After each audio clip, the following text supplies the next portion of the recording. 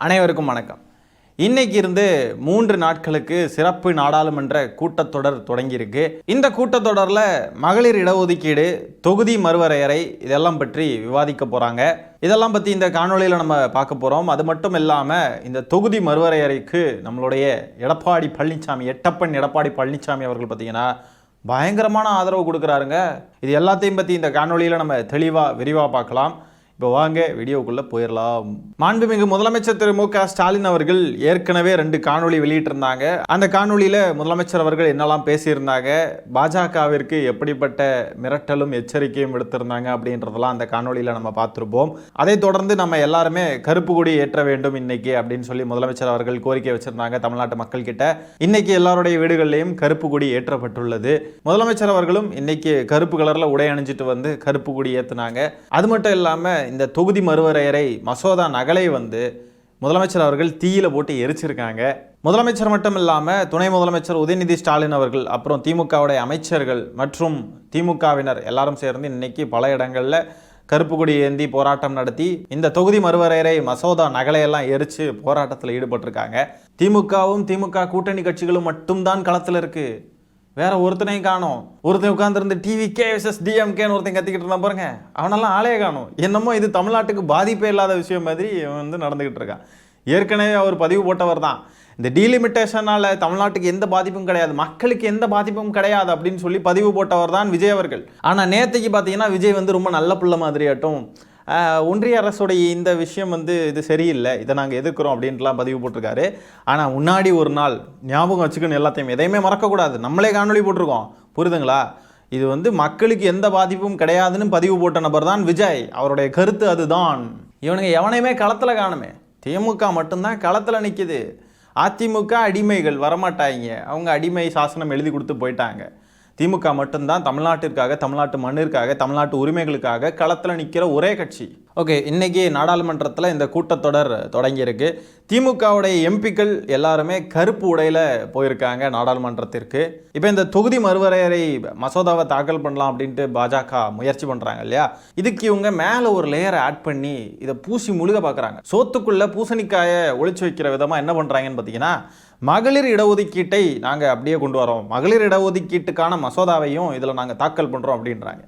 அப்படி பண்ணுறப்போ என்ன ஆகுதுன்னா, திமுக பார்த்தீங்கன்னா மகளிர் இடஒதுக்கீட்டை எதிர்க்கிறாங்க பாருங்களேன், இப்படி ஒரு நரேட்டிவை செட் பண்ணுறாங்க பாஜக. இந்த மாதிரி திருட்டுத்தனமான தில்லாலங்கடி வேலைகள் எல்லாம் நல்லாவே பார்ப்பாங்க. மகளிருக்கான முன்னேற்றத்திற்காக திமுக எந்த அளவுக்கு திட்டங்கள் கொண்டு வருது, எந்த அளவுக்கு அரசியலை முன்னெடுக்குது அப்படின்றது மக்கள் எல்லாருக்குமே தெரியும். இதெல்லாம் இங்கே வேலைக்கு ஆகாது. இந்த டீலிமிட்டேஷனை தான் திமுக எதிர்க்குது. தமிழ்நாட்டுடைய பிரதிநிதித்துவத்தை டோட்டலாக முடக்க பார்க்கறது தான் திமுக எதிர்க்குது. மகளிருக்கான இடஒதுக்கீட்டை திமுக எதிர்க்குதுன்னு எங்கேயுமே சொல்லலை, அப்படி சொல்லவும் செய்யாது. இந்த மகளிர் இடஒதுக்கீடுன்னு சொல்லி இப்போ ஒரு லேயரை ஃபார்ம் பண்ணி கொண்டு வந்து நீட்டிக்கிட்டு இருக்காங்கல்ல பாஜக, இவ்வளோ நாள் இதை செய்யலை. இப்போ இந்த தொகுதி மறுவரையறையில் தான் மகளிர் இடஒதுக்கீட்டையும் சேர்த்து அது கூடவே சுகர் கோட் பண்ணி கொண்டு வந்து கொடுக்குறாங்க. இந்த மகளிர் இடஒதுக்கீடு மசோதாவையும் தொகுதி மறுவரைக்கான மசோதாவையும் சேர்த்து தாக்கல் பண்ணக்கூடாதுன்னு சொல்லி திமுகவுடைய எம்பி ராசா அவர்கள் எதிர்ப்பு தெரிவிச்சிருக்காங்க. அது மட்டும் இல்லாமல் எதிர்கட்சிகள் எல்லாருமே இதுக்கு எதிர்ப்பு தெரிவிச்சிருக்காங்க. ஏன்னா இந்த மகளிருக்கான இடஒதுக்கீடு மசோதா இருக்கு பாருங்க, அது அரசியல் சாசனத்தையே திருத்தக்கூடிய ஒரு மசோதா. அதனால முதல்ல தொகுதி மறுவரையை தான் கொண்டு வர முடியும். அந்த மசோதாவையும் இந்த மசோதாவையும் சேர்த்து தாக்கல் பண்ணக்கூடாது அப்படின்ட்டு எம்பி ஆராசா அவர்கள் சொல்லியிருக்காங்க. இந்த மசோதாக்களை அறிமுகம் செய்ய டிவிஷன் முறையில் வாக்கெடுப்பு நடத்தினதில் 333 எம்பிக்கள் வாக்களிச்சிருக்காங்க. அதில் ஆதரவாட்டு 207 பேரும் எதிராக 126 பேரும் வாக்களிச்சிருக்காங்க. இப்போ எதிராக வாக்களித்தவங்களுடைய எண்ணிக்கை எந்த அளவுக்கு குறைவாக இருக்குது பார்த்தீங்களா? ஆதரவாக வாக்களித்த அனைவரும் பாஜகவிற்கான ஊதுகுழல் எம்பிக்கள், அது நம்ம எல்லாருக்குமே தெரியும். இப்போ நம்ம தமிழ்நாட்டில் திமுக கூட்டணி டோட்டலாக ஸ்வீப் பண்ணிருச்சு. 39க்கு 39 தொகுதிகளும் ஜெயிச்சிட்டோம், ப்ளஸ் பாண்டிச்சேரிலையும் 40 தொகுதிகள். இப்போ இவ்வளோ எம்பிக்களை கையில் வச்சுட்டு பாராளுமன்றத்தில் ஒரு விஷயத்தை எதிர்க்கிறோம் அப்படின்னு சொன்னால் கூட நம்மளுடைய குரல் அங்கே பெருசாக ஒலிக்க மாட்டேங்குது. ஏன்னா பாஜகவுக்கு ஆதரவு கொடுக்கக்கூடிய எம்பிக்கள், அவங்க கொண்டு வரக்கூடிய சட்டங்களை ஆதரிக்கக்கூடிய எம்பிக்கள் அங்கே நிறைய பேர் இருக்காங்க எண்ணிக்கையில். யோசிச்சு பாருங்கள், இப்போ இந்த டீலிமிட்டேஷனை மட்டும் இங்கே இம்ப்ளிமெண்ட் பண்ணிட்டாங்க அப்படின்னா நமக்கான குரல் என்னவா இருக்கும் யோசிச்சு பாருங்கள். இப்போ 40லேருந்து நாங்கள் உங்களுக்கு கொஞ்சம் கூட்டுவோம், எப்படியுமே கூட்ட தான் செய்வோம் அப்படின்னு சொல்கிறாங்க. நமக்கு கூட்டுறது என்னமோ கொஞ்சோண்டு தான் கூட்டுவாங்க. 40ல இருந்து 50 60 அப்படிதான் கூட்டுவாங்க. ஆனா உத்தரப்பிரதேஷ் போன்ற மாநிலங்களுக்குலாம் எம்பிக்களோட எண்ணிக்கை அப்படியே ரொம்ப அதிகமா கூட்டுறாங்க. நமக்கு இங்க 20 தான் கூட்டுறாங்கன்னா அங்க 80 90 100ன்னு கூட்டுறாங்க. அந்த அளவுக்கு இருக்கு.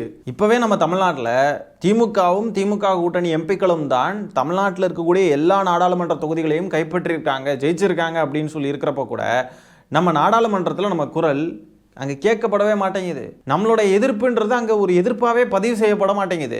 இந்த நிலையில் டீலிமிட்டேஷனையும் கொண்டு வந்து நம்மளுடைய குரல்களை நசுக்குனாக்க இன்னும் எவ்வளோ பெரிய பாதிப்பு ஏற்படும்ன்றதை யோசிச்சு பார்த்துக்கோங்க. இப்போ 543 சீட்டாக இருக்கிறது 850 சீட்டுன்னெலாம் சொல்கிறாங்க வேற. அவ்வளோ சீட் ஆக்குனா யோசிச்சு பாருங்களேன். பாஜகவுக்கு ஆதரவு அளிக்கக்கூடிய எம்பிக்கள் தான் ரொம்ப அதிகமாக இருப்பாங்க. நார்த் இந்தியன் எம்பிஸ் தான் அதிகமாக இருப்பாங்க. தென் மாநிலங்களை சேர்ந்த எம்பிக்கள் மிக குறைவாக இருப்பாங்க. அதுலேயும் தமிழ்நாட்டுக்கு ஒன்றுமே இல்லாமல் போகும். தமிழ்நாட்டுக்கான பிரதிநிதித்துவம்ன்றது சுத்தமாக இருக்காது. தமிழ்நாட்டுக்கான குரல்ன்றது ரொம்ப கம்மியாக உழைக்கிற அளவுக்கு ஆகிரும். இந்தியாவுடைய அரசியல் அமைப்பையே பாஜக தனக்கு சாதகமாக யூஸ் பண்ண பார்க்குது. சவுத் இந்தியாவில், அதுவும் தமிழ்நாடு கேரளா போன்ற இடங்களில் பாஜகவால் ஆட்சியை பிடிக்க முடியாது அப்படின்றது நல்லா தெரிஞ்சிருச்சு. நம்ம கிட்ட இருந்து வரியை மட்டும் நல்லா வாங்கிப்பாங்க. வாங்கி எல்லாம் பண்ணிட்டு நம்மளை வந்து பெர்த் கண்ட்ரோல் முதற்கொண்டு எல்லா விஷயத்துலையும் நம்ம அவங்க சொல்கிறதெல்லாம் கேட்டிருக்கோம். எல்லாம் நல்லா செய்கிறோம். அதுக்கு மட்டும் நம்மளை நல்லா யூஸ் பண்ணிவிட்டு நம்மக்கிட்ட இருந்து ₹1 வாங்கினா 29 பைசாவை மட்டும் திருப்பி தர்றது, இப்படி எல்லாம் நம்மளை நல்லா புழிஞ்சு எடுத்துட்டு ஒன்றுத்துக்கும் ஆகாத கையால் ஆகாத உத்தரப்பிரதேஷ் போன்ற மாநிலங்களுக்கெல்லாம் அதிகமான எம்பி தொகுதிகள்லாம் ஒதுக்குறாங்க.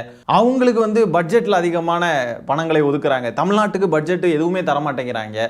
நம்ம தமிழ்நாட்டு குழந்தைகள் படிக்கக்கூடிய கல்விக்கான நிதியவே இன்னும் தரல. நம்ம வந்து கோயம்புத்தூர் மதுரையிலலாம் மெட்ரோ திட்டம் கேட்டால் அதை தர மாட்டேங்கிறாங்க. இங்கே உள்ள எம்பிக்கள் மற்றும் தமிழ்நாட்டு மக்களை டோட்டலாக வந்து எல்லா விஷயத்திலும் நல்லா புறக்கணிச்சு வச்சு இங்கே உள்ள எம்பிக்கள் அவங்க கொண்டு வரக்கூடிய ஏதாவது ஒரு விஷயத்துக்கு எதிர்ப்பு தெரிவிச்சா கூட அந்த எதிர்ப்பு ஒரு எதிர்ப்பாகவே இல்லாதபடிக்கு உருவாக்கி வச்சிருக்காங்க. இந்த சிஸ்டத்தை அப்படி மாற்றி வச்சிருக்காங்க. அது மட்டும் இல்லாமல் நம்ம தமிழ்நாட்டு மக்களும் சரி, சவுத் இந்தியன் ஸ்டேட்ஸும் சரி, பாஜக ஒன்றியத்தை ஆளக்கூடாதுன்னு சொல்லி நினச்சி வாக்களித்தாலுமே அந்த வாக்குகள்லாம் அது பிரச்சனையே கிடையாது. அவங்க நம்மளுக்கு எதிராக வாக்களித்தாலும் பரவாயில்ல, நம்ம ஆட்சியில் போய் உட்கார்றது உறுதி அப்படின்ற நிலையை உருவாக்கி ஏற்கனவே வச்சுட்டாங்க. இப்போ இந்த டீலிமிட்டேஷன் அமல்படுத்துகிறப்போ அது இன்னும் பாஜகவுக்கு ரொம்ப ஸ்ட்ராங்காக அமைஞ்சு போயிடும். இதுக்காக தான் இந்த டீலிமிட்டேஷனை தொடர்ந்து நம்ம முதலமைச்சர் அவர்களும் நம்ம எல்லாருமே நம்ம அதை கடுமையாக எதிர்க்கிறதுக்கு காரணம் இதுதான். ரொம்ப சிம்பிள் தாங்க.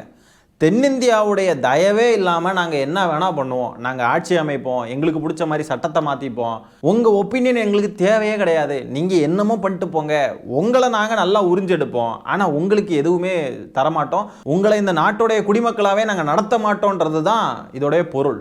விஜய் வந்து ஃபாசிசம் பாயாசம்னு நக்கல் அடிச்சுக்கிட்டு இருந்தார் இல்லையா?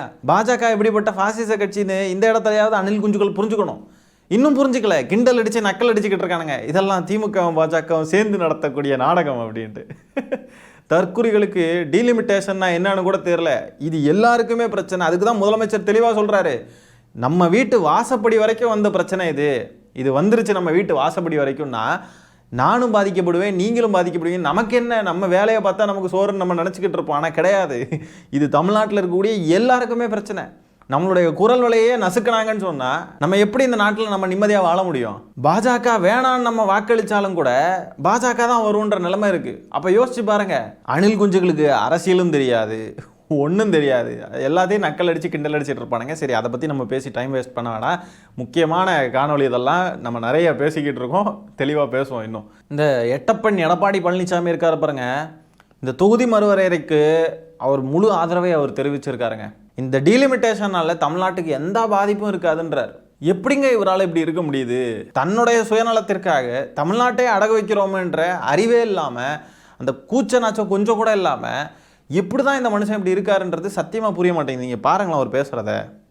தொகுதி வரமுறை தமிழ்நாட்டுக்கு பாதிப்புன்னு திரு ஸ்டாலின் அவர்களே ஏற்கனவே உள்துறை அமைச்சர் சென்னைக்கு வந்த பொழுது, தமிழ்நாட்டுக்கு வந்தபோது, தமிழ்நாடு எந்த விதத்திலும் பாதிக்காது,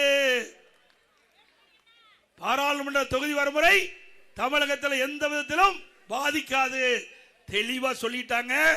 இப்ப எதுக்கு கருப்புடிக்கிட்டு போராட்டம் தெரியுங்களா? நல்லா புரிஞ்சுங்க. சாதாரண ஆளில் இருக்கிற முதலமைச்சர், இவருக்கு தெரியும் எப்படி இந்த பாராளுமன்ற வரமுறை செயல்படுத்தப்படும் முன்கூட்டியே தெரியும். ஏன்னா அங்கங்க கருப்பு கொடி காட்டினா இப்போ இவர் நினைக்கிற மாதிரி அறிவிச்சுட்டா, பாத்தியா நான் போராட்டம் பண்ணேன், மத்திய அரசு பணிஞ்சு போச்சு என்ன சொல்லுவாரு? இவர் என்னங்க இவ்வளோ பெரிய தற்குறியா இருக்காரு? இவர் அடிமை மட்டும் கிடையாது, தற்குறி பழனிசாமி. நம்ம நிறைய இடத்துல சொல்கிறோம், அறிஞர் அண்ணா அவர்களுடைய பேரை தயவு செஞ்சு அந்த கட்சியிலேருந்து எடுத்துருங்க. மீதி இருக்கக்கூடிய அந்த திமுக இருக்குல்ல, அண்ணா திமுக தானே அது, அதையும் எடுத்துருங்க. வேற ஏதாவது பேர் டோட்டலாகவே மாற்றிருங்க அந்த கட்சி பேரே. அண்ணா திராவிட முன்னேற்ற கழகம்ன்ற அந்த பேர் அது ரொம்ப நல்ல பேர். அது உண்மையாலுமேங்க ஏங்க அண்ணா திராவிட முன்னேற்ற கழகம்ன்றது கெட்ட பேர் கிடையாதுங்க, உண்மையாலுமே அது நல்ல பேர்.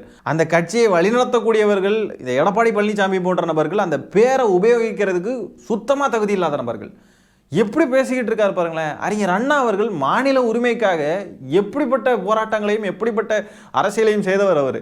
அவர் பேரை கட்சியில் வச்சுட்டு அவரை பின்பற்றுறோம் நாங்கன்னு சொல்லிட்டு இப்படி கொண்டு போய் தமிழ்நாட்டை அடக வச்சுக்கிட்டு வந்துட்டு இருக்காருங்க இவர்.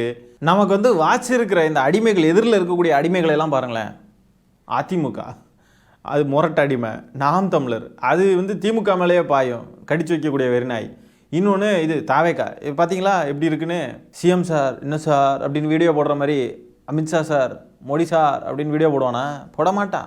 ஒரே ஒரு அறிக்கை, அதுவும் அங்கேருந்து தான் ஸ்கிரிப்ட் வந்திருக்கும். இதை போட்டுக்கோப்பா, கொஞ்சம் நீ கொஞ்சம் மக்களை எல்லாம் உனக்கு இதுவாக நம்ப வைக்கிற மாதிரி கொஞ்சம் இந்த எதிர்ப்பு வாக்குகளெல்லாம் எடுத்துக்கோ, நீ கொஞ்சம் எடுத்து அப்படின்ற மாதிரி தான் வந்து அந்த ஸ்கிரிப்டை தான் போட்டுட்டு ஓடிட்டாப்ல படுத்து தூங்கியாச்சு. அதை பற்றி ஒரு பேச்சு இல்லை. இப்போ நேற்றுக்கு டி நகருக்கு வந்திருக்காரு, கொஞ்சமாவது ஏதாவது பேசியிருக்கணும்ல.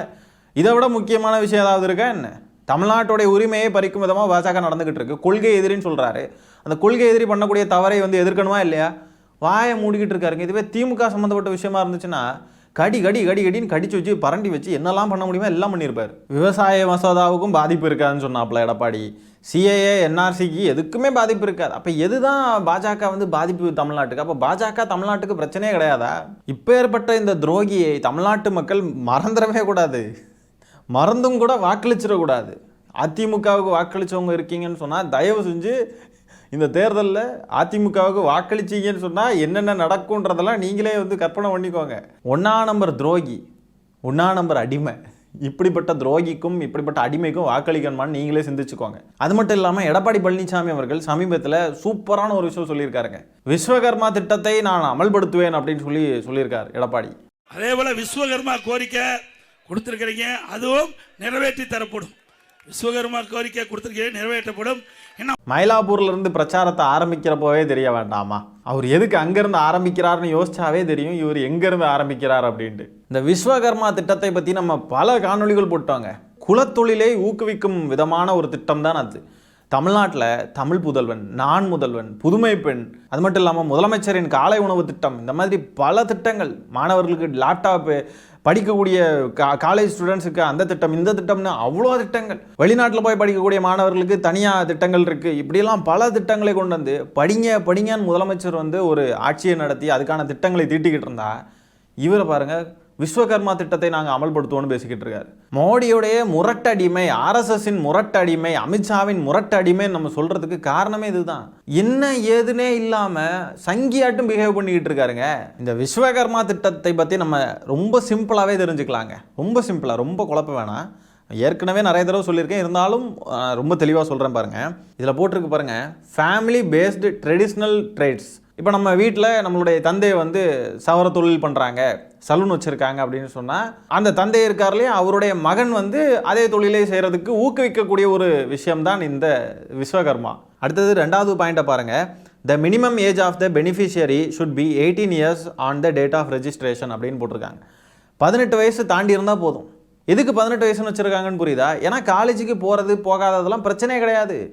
உங்களுடைய அப்பா அம்மா என்ன பண்ணிக்கிட்டு இருக்காங்க, அந்த தொழிலை நீங்களே கண்டினியூ பண்ணிக்கோங்க, அதுக்கு நாங்கள் உங்களுக்கு காசு தரோம் அப்படின்றதான் இந்த திட்டமே. ஆக மொத்தம் பிற்படுத்தப்பட்ட ஒடுக்கப்பட்ட சமுதாயத்தை சேர்ந்த வீட்டு பிள்ளைங்கள்லாம் படிச்சிடக்கூடாதுன்றது தான் இந்த திட்டமே.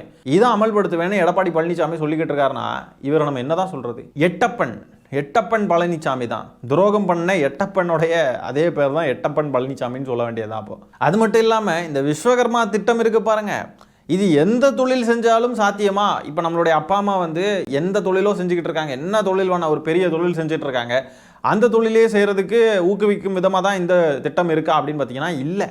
முடி வெட்டுற தொழில், செருப்பு தைக்கிற தொழில், துணியை வெளுக்கக்கூடிய தொழில், இந்த மாதிரி ஒரு 18 டைப் ஆஃப் தொழில்கள் இருக்குது. குலத்தொழிலை ஆதரிக்கக்கூடிய திட்டம் தான் இது முழுக்க. இப்போ நான் சொன்ன 18 வகையான தொழில்களை செஞ்சால் மட்டும்தான் அரசுடைய உதவி கிடைக்கும். அதுலேயும் இந்த 18 தொழிலையும் எந்த தொழிலை வேணால் செய்ய முடியாது. அவங்கவுங்க குடும்பத்துடைய குலத்தொழிலை செய்யணும். குலத்தொழில் புரியுதுங்களா? அதை செஞ்சால் மட்டும்தான் அரசுடைய உதவி கிடைக்கும். விண்ணப்பம் பண்ணக்கூடியவங்களுடைய குடும்பம் பாரம்பரியமாக அந்த தொழிலை செஞ்சுருக்கணும். இப்படிப்பட்ட ஒரு கேடுகட்ட கேவலமான நம்ம வீட்டு பிள்ளைங்கெல்லாம் படிச்சிடவே கூடாதுன்ற ஒரு திட்டத்தை தமிழ்நாட்டில் அமல்படுத்துவேன்னு சொல்லி எடப்பாடி பழனிசாமி பேசிக்கிட்டு இருக்காரு. இதுக்கும் கைத்தட்டி விசில் அடிச்சுக்கிட்டு இருக்கு ஒரு அடிமை கூட்டம் அவர் பின்னாடி இருந்து. இவருக்கு தமிழ்நாட்டு குழந்தைங்களுடைய படிப்பு, வாழ்க்கை எது மேலேயும் அக்கறை கிடையாது. தமிழ்நாட்டு மக்கள் மேலேயும் அக்கறை கிடையாது. தமிழ்நாட்டுடைய குரலை நசுக்கிக்கிட்டு இருக்கு பாஜக, அது பற்றியும் அக்கறை கிடையாது. எதை பற்றியும் அக்கறை கிடையாது. அமித்ஷா என்ன சொல்கிறாரோ அதை கேட்கணும், அவ்வளோதான் இந்த எடப்பாடி பழனிசாமிக்கு. இவ்வளோ மட்டமான ஒருத்தர் எதிர்கட்சி தலைவராக இருக்காருன்றதே நமக்கெல்லாம் கேவலம் தான். ஆகவே இந்த காணொலியில் நம்ம பேசியிருக்கிற விஷயங்களை பற்றி நீங்கள் என்ன நினைக்கிறீங்கன்றதை கமெண்ட்ஸில் பதிவு பண்ணுங்கள். இந்த காணொலியை நான் இத்துடன் நிறைவு செய்து கொள்கிறேன். நன்றி, வணக்கம்.